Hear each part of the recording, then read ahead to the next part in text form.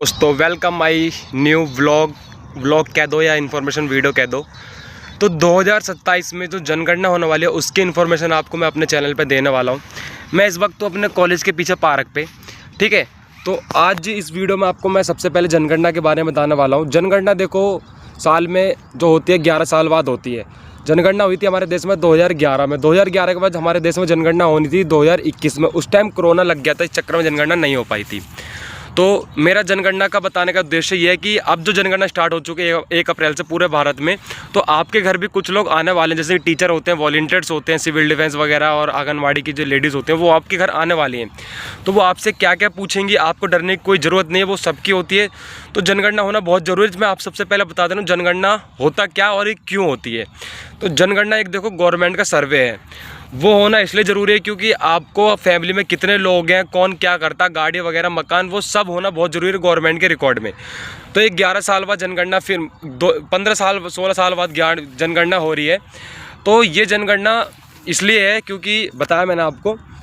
तो मैं सबसे पहले आपको बता दे रहा हूँ जनगणना में जो अधिकारी आपके घर पर आने वाले, जैसे 1 अप्रैल से जनगणना शुरू हो चुकी है पूरे भारत में, आपके घर भी जनगणना वाले लोग आने वाले होंगे। तो सबसे पहले उनको आना है। अगर आपको कोई डरने की कोई ज़रूरत नहीं, क्योंकि वो कोई वैसे मिसयूज़ वगैरह, कोई डाटा आपका कोई मिसयूज़ नहीं होगा। ये गवर्नमेंट डाटा, इससे आप कोई इलीगल वगैरह कोई कुछ नहीं कर सकता, डरने की कोई ज़रूरत नहीं है। तो सबसे पहले जो अधिकारी आपके घर पे आएंगे, जनगणना होती है 2 टाइप्स की, एक मकान की जनगणना होती है, एक आदमी की जनगणना होती है, ठीक है। तो पहली जनगणना भी होगी, अप्रैल वाली चल जो रही है, अभी स्टार्ट हो चुकी है, उसमें आपके मकान वगैरह के बारे में पता करेंगे बस। जो दूसरी जनगणना होगी वो अगले 2027 में होगी, उसमें आपको पूछा जाएगा मतलब फैमिली वगैरह के बारे में। तो पहली जनगणना में जो लोग आपके आने वाले होंगे, कुछ दिनों में आपके घर पे भी आने वाले होंगे, तो जनगणना में डरने की कोई ज़रूरत नहीं है। तो जनगणना में सबसे पहली बात मैं आपको बता दूं, वो आपसे पूछेंगे कि आपके मकान कच्चा है पक्का। पहले तो देखो सबसे पहले अगर वो आते हैं तो आपको पास उनका आदर वगैरह करना है। सबसे पहले कोई डरने की कोई बात नहीं।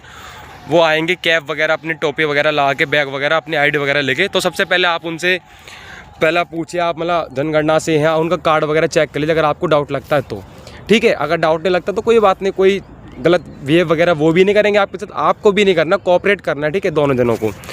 तो सबसे पहले वो आपसे पूछेंगे कि आप फैमिली मेम्बर कितने रहते हैं, और ये जो आपका मकान है, शॉप है, जो भी जितने मंजिल का, वो आपका ये है, रेंट पे है, कितने लोग रहते हैं, फैमिली वगैरह कितनी है, ये सब आपसे वो पूछेंगे। नॉर्मल 2 से 4 या 5 मिनट ज़्यादा बस इतना टाइम लगने वाला जनगणना, जो आपके सवालों पूछे जाएंगे, ज़्यादा कोई टाइम नहीं लगेगा, ठीक है। अगर कुछ भी पहले बात देखो, सतर्क रहना, जनगणना के नाम पे भी लोग फेक करने वाले होंगे या सोच भी रहे होंगे, लोग प्लानिंग कर लेते हैं, आपको पता जनगणना के बारे में, ठीक है। और कोई दिक्कत की बात नहीं है। सबसे पहले आपको जनगणना के जितने भी लोग आएंगे उनसे अपनी कॉर्पोरेट आईडी, उनकी आईडी जो होती है वो आईडी ले लें, बिना आईडी के कोई उनको ना बताएं। और आपसे देखो 3 से 4 डिटेल बेसिक पूछेंगे, मकान आपका है, ये कौन से फ्लोर पे आप रहते हैं, और ये सब डिटेल लेंगे, बेसिक डिटेल, ठीक है। 4 या 5 डिटेल पूछेंगे, आपका मकान है, किराए पर कौन है, फैमिली कितनी है आपकी। अगर आपसे वो आपका आधार कार्ड या फिर पैन कार्ड या OTP वगैरह, मोबाइल नंबर कुछ पूछेंगे, आपको ज़रूरत नहीं है बताने की, क्योंकि ये गवर्नमेंट के रूल में नहीं लिखा कि वो आपसे आपकी डिटेल पूछेंगे। वो आपसे नॉर्मल 3-4 डिटेल पूछेंगे बस, इसके अलावा कोई आपको बेसिक डिटेल नहीं देनी है, आपको अपनी पर्सनल डिटेल नहीं देनी। और कोई डरने की बात नहीं, इस डाटा को कोई कहीं यूज़ नहीं होगा, ये गवर्नमेंट डाटा रहेगा। सबसे अच्छी महत्वपूर्ण की बात बता दूं मैं, जो 2027 की जनगणना होने वाली है, 2027 की जनगणना होगी डिजिटल जनगणना, ठीक है।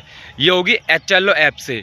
इस जनगणना को एक रूप दिया गया। इस जनगणना में आप अपने आप को मतलब खुद भी आप जनगणना कर सकते हो, आप खुद ही ऐप से कर लो। अगर आपको अधिकारी से नहीं करवाना, जितने भी आपके घर पे एम्प्लॉय वगैरह हैं उनसे नहीं करवाना, तो आप खुद भी कर सकते हैं। आप एक अपना ऐप डाउनलोड करिए HLO, उस पर आप अपनी सारी डिटेल खुद भर दीजिए और खुद आप जनगणना कर सकते हैं। और लेकिन ये करना बहुत ज़रूरी है, 2027 में जनगणना होना बहुत ज़्यादा ज़रूरी है, ठीक है।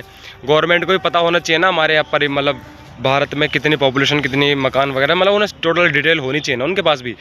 तो अगर आपको अपने डिटेल्स गवर्नमेंट जो एम्प्लॉय आएंगे उनको ना बतानी हो, तो आप खुद भी अपना HLO ऐप से कर सकते हैं। HLO ऐप की वीडियो मैं आपको पूरा दिखा दूंगा, ये स्क्रीन पे आपको ऐप दिख रहा होगा, ये ऐप है। बाकी मुझे मैसेज कर लेना इंस्टाग्राम पे, मैं आपको ऐप वगैरह दे दूंगा। और मेरी खुद की ड्यूटी लगी पड़ी है जनगणना में, ठीक है। तो मैं अब आपको पूरा 1 to 1 step by step vlog बनाता रहूँगा।